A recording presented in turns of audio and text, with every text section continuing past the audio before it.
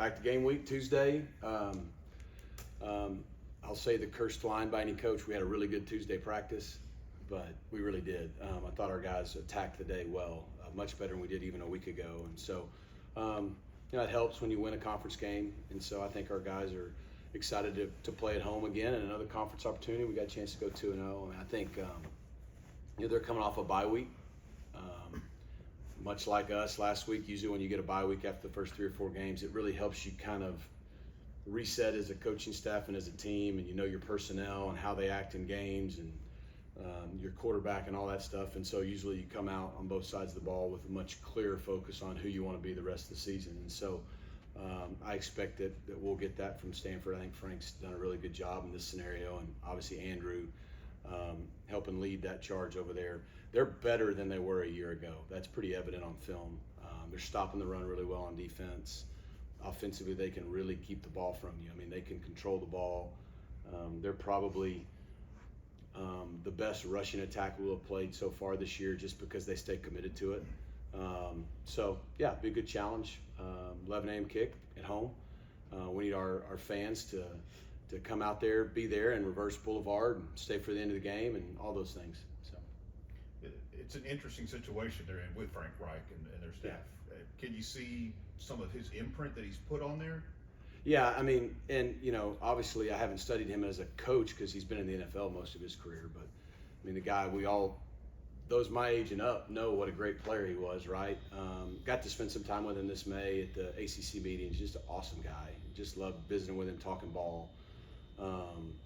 He's doing it for the right reasons, and you can tell he's invested in those guys there. Yeah, I mean, they're sound, they're disciplined. They play the game the right way, and they're developing an identity on both sides of the ball, which is it's all football is you got to be good at something, you got to know who you are, and then that'll give you the best chance to be successful. So I would think just that experience from all the games he's coached and played in at that level is probably helping him give them a clear direction this year, which is helping them. We've asked you about RJ a lot, but I think it was the Stanford game last year when he suffered his injury, and just based on last game, he kind of looks like himself again, at least to me. What have you kind of maybe learned about him through this whole process, if anything, and what is it like to just see him back to full speed again? Yeah, it's great to see him back to full speed. I mean, it's weird. We always felt like going through the spring, summer, and even in the fall camp that if we could just have him back to the old RJ in terms of healthy and got that burst by the time we played Syracuse and started conference, that would be a win. I think we even got more out of that. I mean, he was able to play the first 4 games, which I think for him, he overcame a bunch of mental hurdles that anybody has coming back from an injury. What I've learned about RJ, I mean, RJ's a pro. We always knew that. I mean, he's got the talent. The catch he made on the sidelines the other day was what we've become to know is normal for RJ, but that's a tough degree of difficulty catch.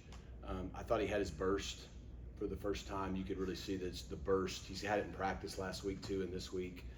But I think he's just a pro in how he approached the setback.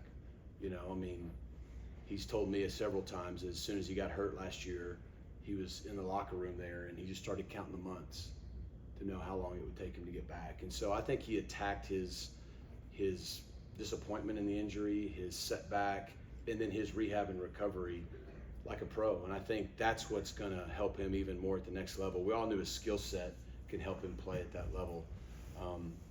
Some team that uses guys with his skill set is going to get a really, really good player. But I just think the mental component, the maturity and the way he's attacked the disappointment like a pro. There's an old saying, prepare like you're a pro before you're a pro. I think RJ's displayed that this year, and I think that's what we've learned probably the most. What did you think of the secondary's play with some of the changes now that you guys have been able to watch the film? And then this is probably going to come off a little nitpicky, but the seam routes that were there. Nitpicky at all, yeah. Just what did you guys identify in some of those? I think we learned that, like I said, coming out of bye, we're on the right track. I think our 3 corners, Smoke, Speedy, and Marcellus are playing well. I really do, and I know that's not going to be a popular hot take to the people who just want to throw shade at stats, but they're playing well. I think moving Deuce to nickel, I think between Deuce and Kyron, that combo at nickel, is a good combo for us, particularly with some of the other guys out for a while anyways. And then that got Ahmad back in the post, Zay at his normal spot. So I think from a personnel standpoint, if we can stay healthy, we know the guys. I think J-Mo even came in and gave us 7 to 10 really good plays, and that could grow.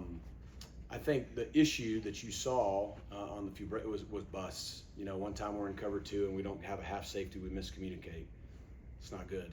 If there's nobody in the half and you're in cover 2, the half's wide open and they found it. Another time we're in a cover 3 and we don't have a guy in the post. So it was more communication busts than skill busts. And so, you know, we did move some people around. We got to clean that up. But when we were all locked in and knew what we were doing, we played pretty well. And so I think that's the biggest thing. We just can't have those 2nd and 20 busts, nobody in the half and they get a seam, or we're in cover 3. Like the last thing someone can do is run it down the middle of the field. You're in cover 3, but if you don't have a deep safety in the post, they can do that. So if we can clean up our communication, I think we have a chance to get better and better as the year goes on with the group we have. You mentioned RJ getting closer to 100%, Matt Hibner as well, and then Jordan Hudson too, now back on the field. It seemed like this may be the healthiest the pass catchers have been all season, and it showed, you know, when Kevin found 8 different guys in the first half. How fun is that for you, getting all the different guys the ball? Because it seemed like it worked pretty well last week. No, it's what we thought, you know, we could be offensively. We do. I think our skill guys are as healthy as they've been. And so, you know, having Jordan and Romello on the outside tells you a lot. And then having a guy like Jay Coop and Link that can come in. I mean, we've got good depth there. And then in the slot, I think, you know, RJ being back, and I think you're seeing Ymir Knight settle in and be the player we all know he is. And so that gives us good consistency. And then having Matt back is good. Now we're more beat up at offensive line now. And so, you know, you're kind of always plugging a hole somewhere. But if we can stay healthy, you know, we feel like we've got the right combos out there. And like you said, we were able to spread the ball around. I mean, I think Romello had 7 catches, Jordan had 5 or 6. I mean, Hibner had 5, RJ had 3, Amir had 3 or 4. I lost count, but like it wasn't just like 8 guys had 1 catch. It was 8 guys had multiple catches, and then getting Derek McFall involved in various ways. So, you know, we're trending towards who we want to be. We got to stay healthy, and we got to, you know, the way we executed in the first half after that first drive was really, really good. And even the first drive of the second half was really good till we didn't. And, you know, so we just got to put it all together more consistently, but we showed what we're capable of. Brett, doing a story on Logan Parr, and I'm curious, when he comes through the portal, gets on campus a couple years back, what maybe strikes you, and what were some first impressions of him when he came here? Yeah, I mean, when he first came in, I mean, we just saw a big, physical, reliable guy that, you know, he wanted to get a business degree here, and he just wanted to have a fresh start. And, you know, he's talked about it a lot, but, you know, the portal's a weird deal. You go out into the portal, usually people are in the portal for various reasons, and it's usually not because everything was perfect where they were, right? At least from their perspective. And so you got to really, in a quick amount of time, do your homework on who you're getting, you know, and our staff's done a really good job of that. And when you get someone like Logan Parr, you feel really good coming in of the character person you're getting. Someone who's smart, they're disciplined, they're tough, they care, they want to be about the team. He's been about the team ever since he got here. So then it's more about like, well, if that person has those intangibles and the skill set, which he does, then sometimes a fresh start's just what they need. And we've done a good job of that here. We've had success with that, and Logan's a great example of that. And I think him and Guerin, the combination has been good. And I think that fresh start, he took it and took full advantage of it. And of course, we've all benefited from it. Do you have to approach each guy in a certain way? I would say I guess disgruntled maybe is the vibe I got from talking to him last week, just about everything at Texas, not getting an opportunity. Is that something you have to not talk out of them or talk through, but just kind of maybe pick their brain about to know it's not an underlying issue? Or? Yeah, you want to know, you don't want people that have a victim mentality, right? Because when someone leaves, they're usually, well, I'm getting done wrong by the coaches or this or that. If they're only pointing fingers at other people and they're not also looking in the mirror and going, okay, what did I do to contribute to this? Then it's probably a big red flag, because then they come here and as soon as something doesn't go their way, they're just going to start pointing fingers at you. I mean, and that's human nature, the victim mentality. We want guys that have more of a championship mentality, and that, you know, I'll take responsibility instead of assign blame, et cetera, et cetera. Now, they may have been done wrong, or there may have been some things that could have been better, but also go, I was a freshman and I was a redshirt freshman and I was a young kid and this happened to me and I didn't like it, I probably could have handled it differently. Like, I don't think this was done well to me, but I could have done this differently. And if they have that kind of awareness, then heck yeah, because we've all been through those things where we grow and learn and can improve. So as long as they don't have this just, you know, everybody's doing me wrong mentality, then we can work with that, because that's life, right? I mean, and it's a lot like having kids. I got 4 kids, like I got to treat all 4 differently.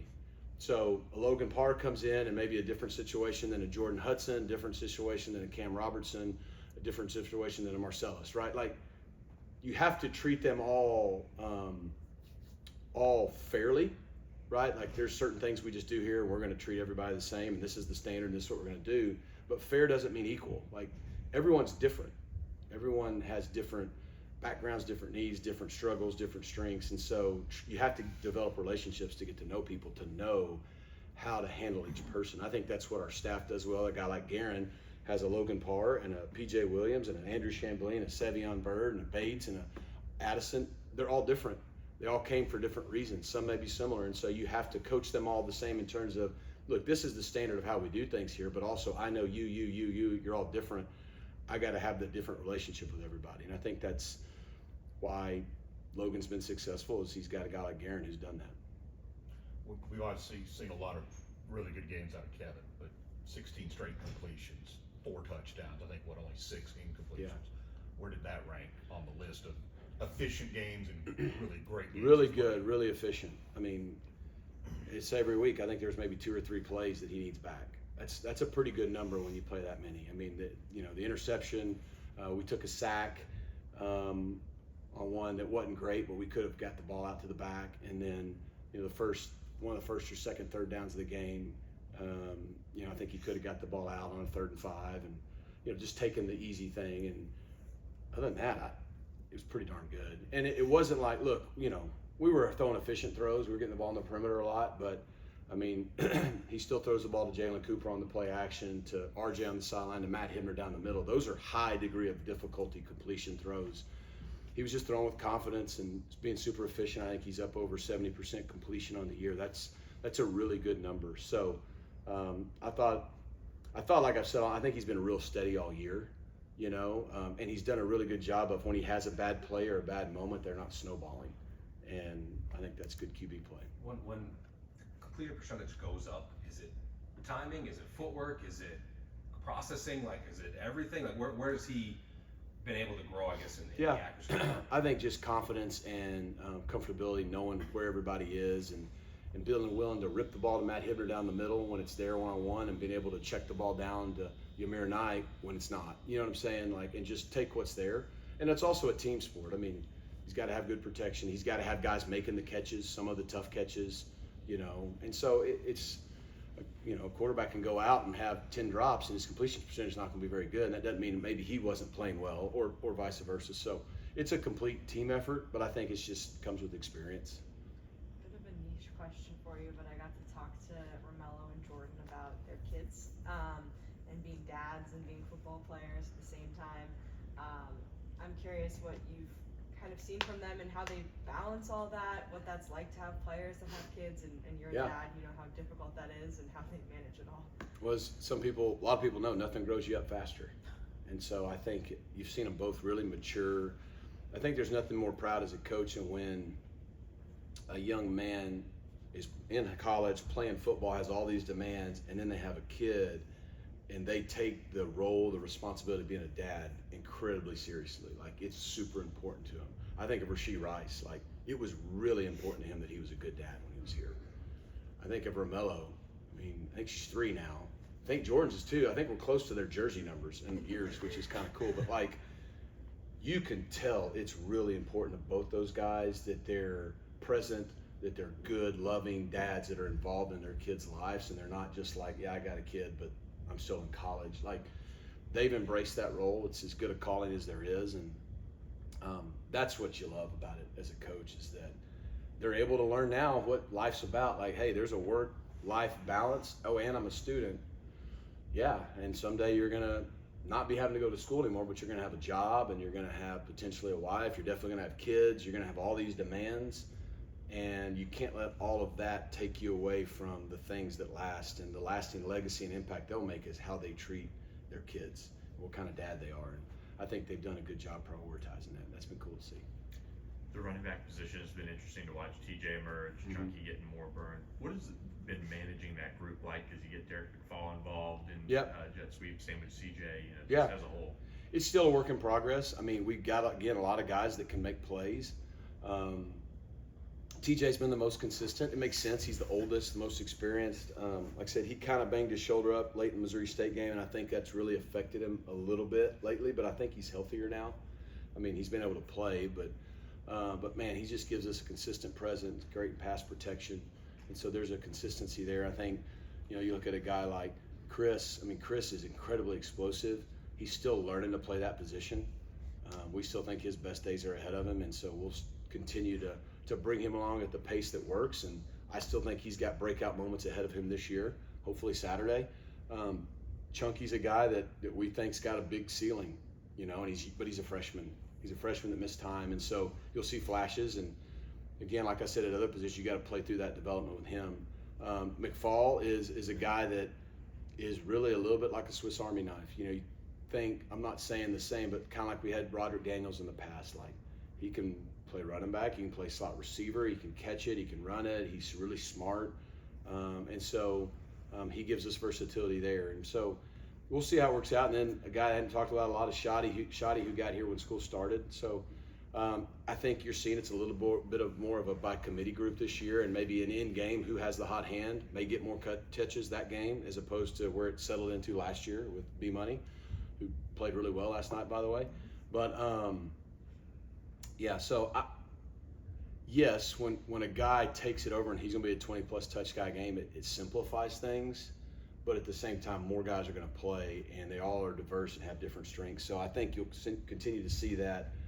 And like I said, it may just be who's kind of feeling it week to week.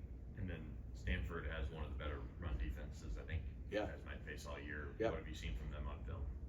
Yeah, I think their D-line, they're big and they're physical and they play the game the right way. Their D tackles do a good job, I think, of shedding one-on-one blocks and splitting double teams and really being hard to move. And so if you can't move the front, it makes it hard to be explosive. So I think they've only been up 13 explosive runs this year of 12 or more. That's not a ton. And then their ends, they're big, they're long, they play wide. They do a nice job of kind of edging the defense, is if I'd say that. So I think it starts with the front. I know their linebacker, and I'm sorry I don't know his name, but 35 is a really good player. He leads them in tackling. Like, you can tell he has the instincts to play middle linebacker. But they do it with their safeties too. Their safeties are good tacklers. And I think they've just made a concerted effort. Like this year, people are not going to line up and run the football over us. And we may give up a little bit here in the past, but we're going to stop the run. That's why they're top 30 or whatever they are in rush defense and one of the tops in our league, because they're not letting people be explosive running the football. You may pop one for 5 or 6, but safeties and everyone involved plays really good team run defense. I think that's why they're good. Do you expect the offensive line to kind of look different again? Or for us? Yeah, I guess. Some of it depends on health. So Chambly was back today. Speaking of dads, I mean, he had his child on Friday, late Friday and early Saturday. So obviously we didn't have him, but he's back, practiced today. So we will have him. I thought Savion played really well. Stepped right in, had been repping right tackle the last few weeks, played left tackle. And then when PJ got nicked up, went to right tackle in game and really had a really good game. Obviously, we got to see Draymond Odoms get the most work he's gotten. And most plays were like you would think, either really, really good or really, really not, But that's a freshman at left tackle. I mean, he's just going to keep getting better. And I think that game will pay huge dividends for his development because it one, kind of gets some of the newness out of the way, but lets him know, like, hey, I can do this. But also, boy, I got a lot of work to do. So that was good. I think it'll depend on PJ, PJ's health. If PJ can go, then, I think you'd have PJ and Savion start it with Chambly available. If you can't, then you'll probably get PJ or Chambly and Savion out there. And then internally, I mean, Logan should be able to start the game. He's struggled finishing the games, and that's when Nate's popped in or able. I think Bates and Addison have been pretty consistent for us, and we're probably still a few weeks away from getting Alex Woods back. So you'll see some version of the same combo, and it may not be till Thursday, Friday when we know kind of on some health on some guys, how we'll start it. But there's no like schematic reasons or personnel moves that we're making for any other reason than who's available.